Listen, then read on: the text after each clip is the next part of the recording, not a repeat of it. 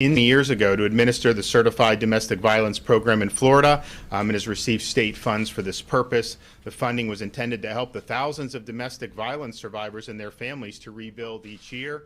Instead, the organization, under the CEO, Tiffany Carr, was compensated millions of dollars over a 3-year period.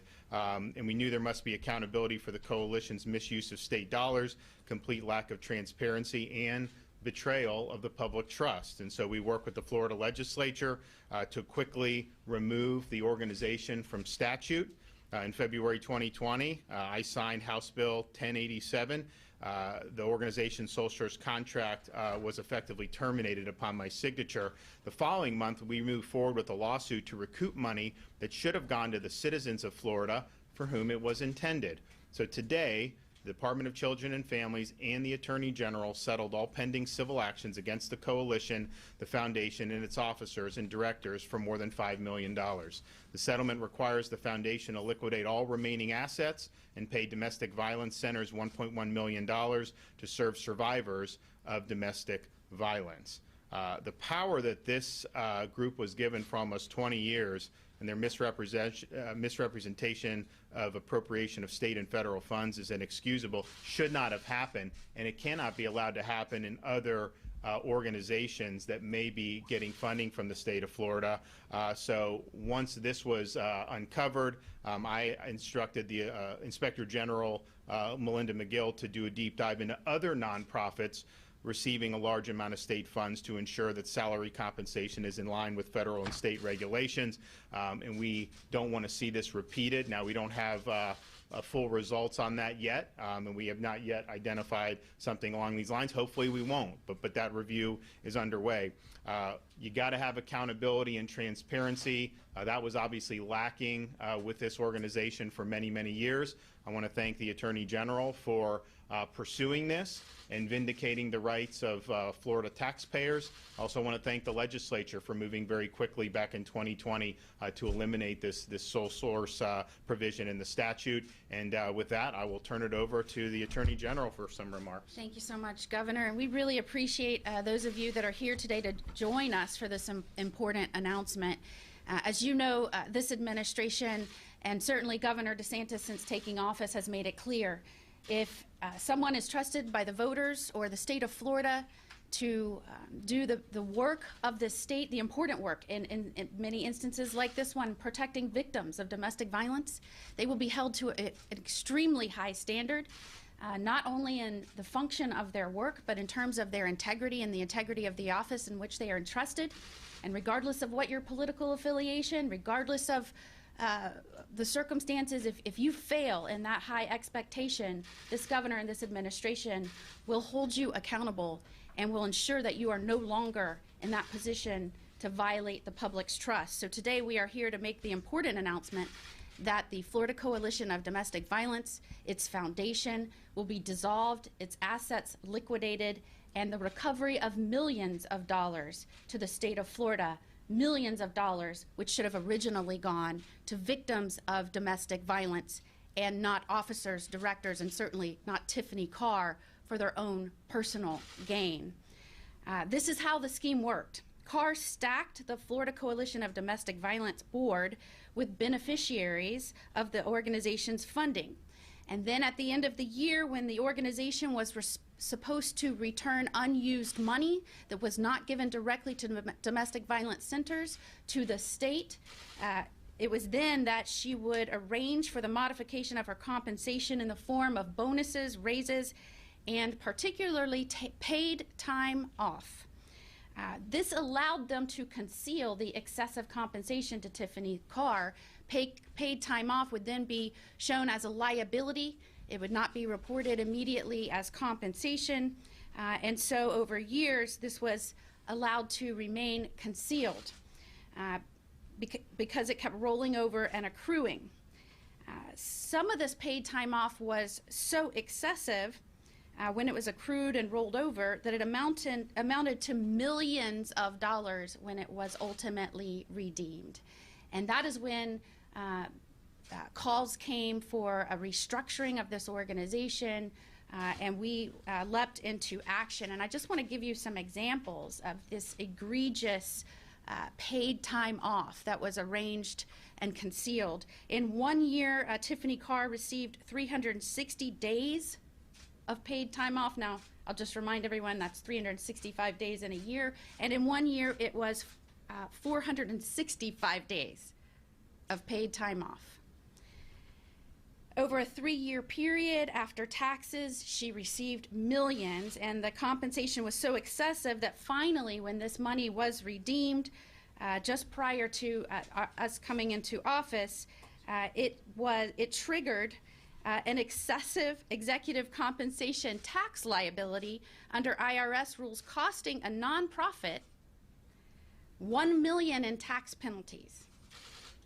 So I'm going to restate that. A tax-exempt nonprofit that was supposed to help domestic violence victims using state money paid its executives so much they triggered a $1 million tax obligation.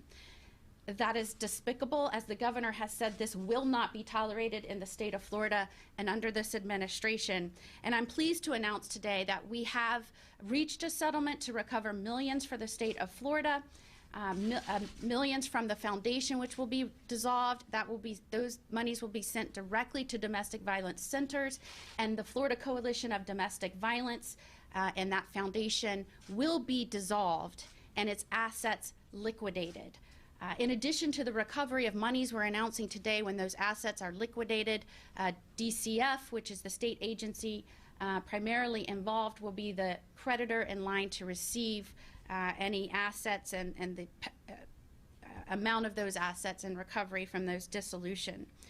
So we're excited today to announce this recovery. This is the resolution of the civil actions in this case. In no way does this resolve any prospective criminal actions. Those decisions will come at a later date. What was important to the governor and I was to ensure that as quick as possible, we could ensure that these organizations that were set up to provide for some of the most vulnerable victims in our state were reorganized, that they were done so in a way that this cannot happen again, that we could stop any misuse of taxpayer funds immediately and ensure that there was no disruption in services to domestic violence victims across the state. We were able to do that. These corrupt organizations will be dissolved, monies will be recovered to the state, and we look forward to moving forward and making sure that folks that are entrusted with monies and responsibilities in the state of Florida, whether you've been given that trust by voters, whether you've been given that trust by this administration, you will be held accountable if you violate that trust. If you use funds that were meant for Floridians, for victims, you are entrusted with that important responsibility. If you siphon off money corruptly for your own personal gain, you'll be held accountable. And so I thank the governor again for making this clear immediately upon taking office. Not only will he hold folks and is very detailed in making sure people live up to what they say they'll do in office, he's going to make sure that they execute their responsibilities with integrity and trust and accountability. I also want to thank House Speaker Chris Sprowls, the head of the House Integrity Committee, Chairman Leak.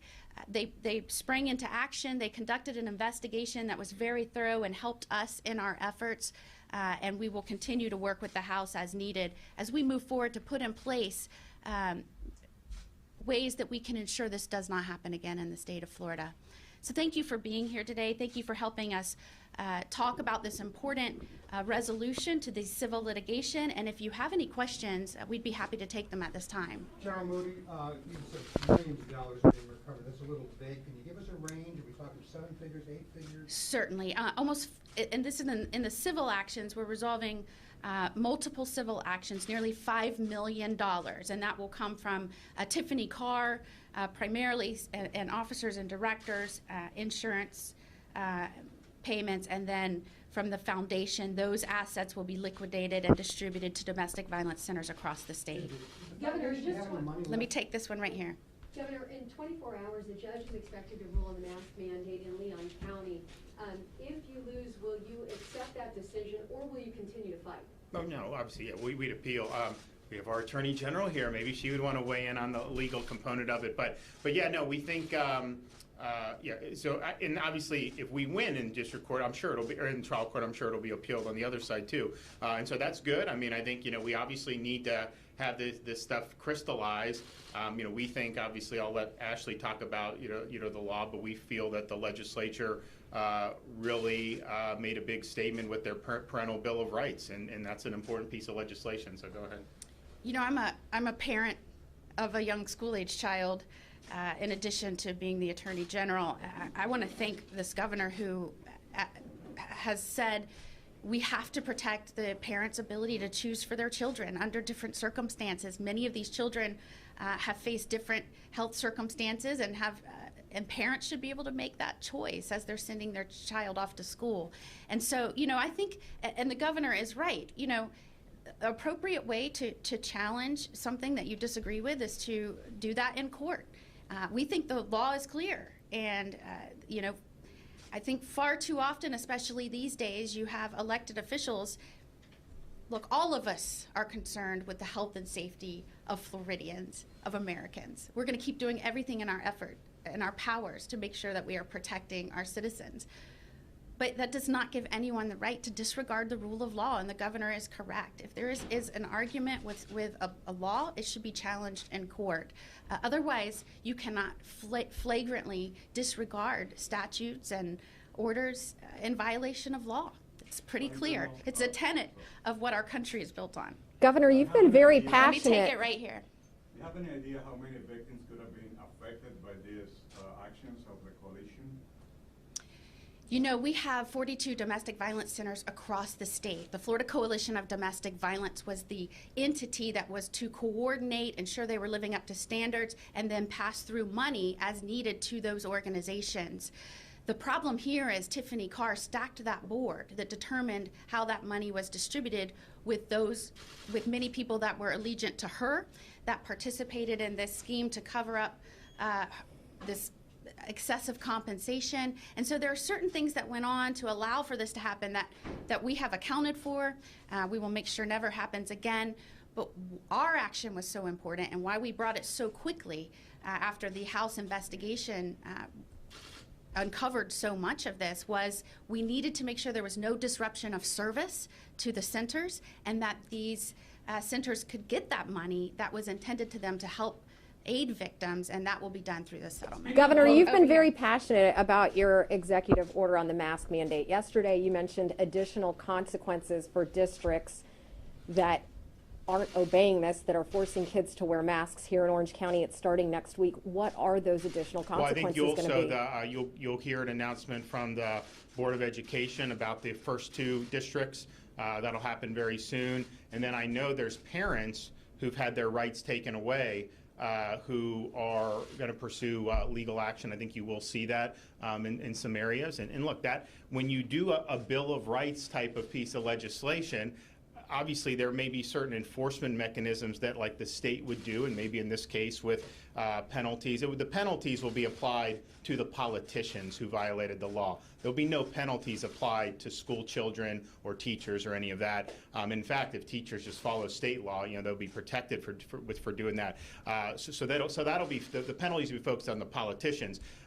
But when you have a Bill of Rights, if your individual right as a parent is violated, then you have the ability then to go in and seek vindication. They're obviously doing the opposite there in Tallahassee. They're trying to basically nullify the parent's Bill of Rights, but you can also do it from the other end. And I would just note, it was a little bit, sometime in August of last year. Remember, we were being sued because we had the schools open and we said parents need to have the ability to send their kid to school. We got sued. We did lose in the trial court, and then we won on appeal resoundingly, and kids were able to go and get an education. And so that was something that was very, very important. But I do think that this will be resolved one way or another. I think the appeal will happen relatively quickly, and then you're going to have individual parents, because think about it.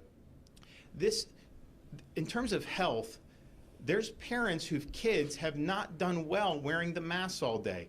Obviously, kids with special needs have not done well, kids with autism, and then just kids who don't learn as well when they're not able, particularly the little kids, when they're not able to see some of the facial cues and being able to do some of that. And so it has taken a toll on kids throughout Florida. Now, not every parent maybe thinks that, but many, many do. And so, they, I think, want to be able to send their kid in the best environment possible, understanding that there are some real drawbacks depending on the student situation. So I do think you're going to see that. And I also think from an evidence-based perspective, in that Leon County, I mean, they were not able to produce any control studies to show that there was a meaningful difference. In fact, the CDC, when they did their big Georgia study, they buried the conclusion, but they were looking to see like what mitigation worked, and they basically acknowledged that there wasn't a statistical significant difference between forced mask and optional mask school districts in Georgia last year. I think the same is true, in Florida in terms of how that ended up working out. But just think about a kid who is already recovered from COVID. I mean, people have gotten it. Obviously, Delta is much further. It travels much quicker. So you have someone recovered.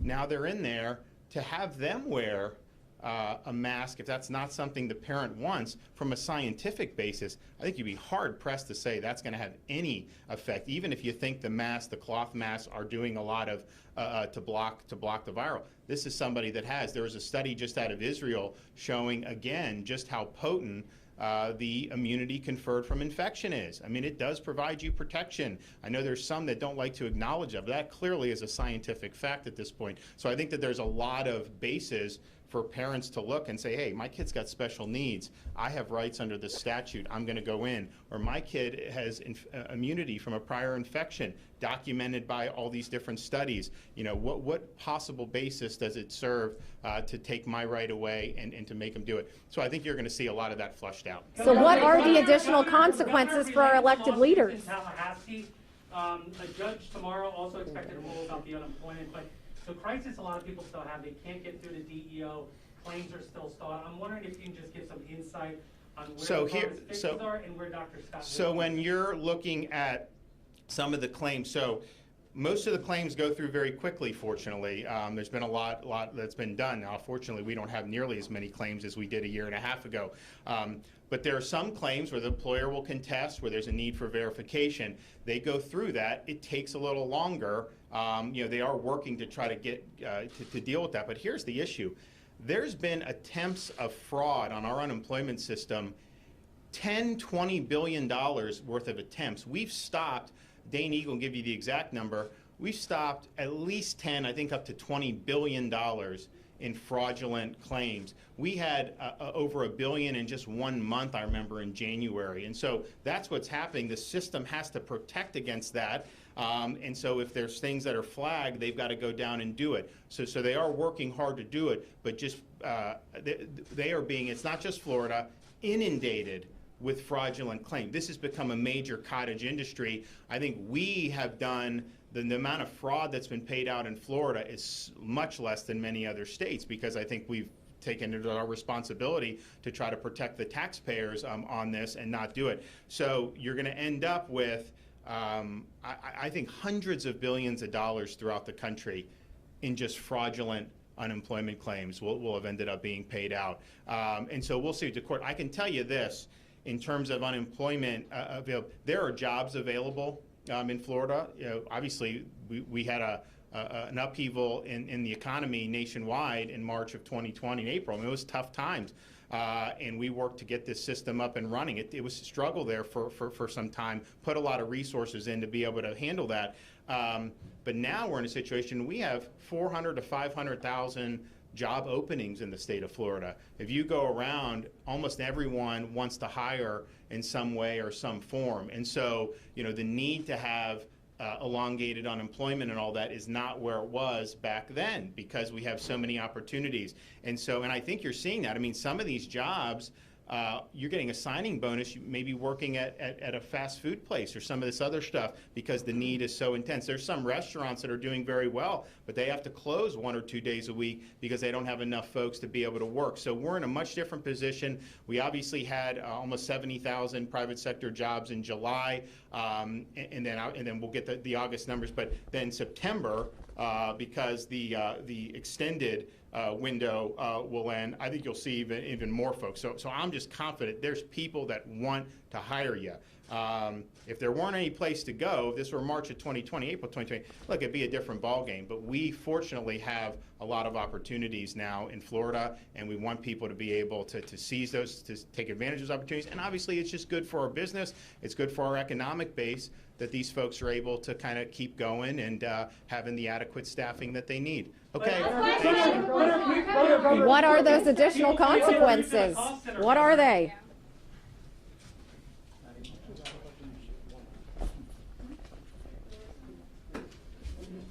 That was a mic drop.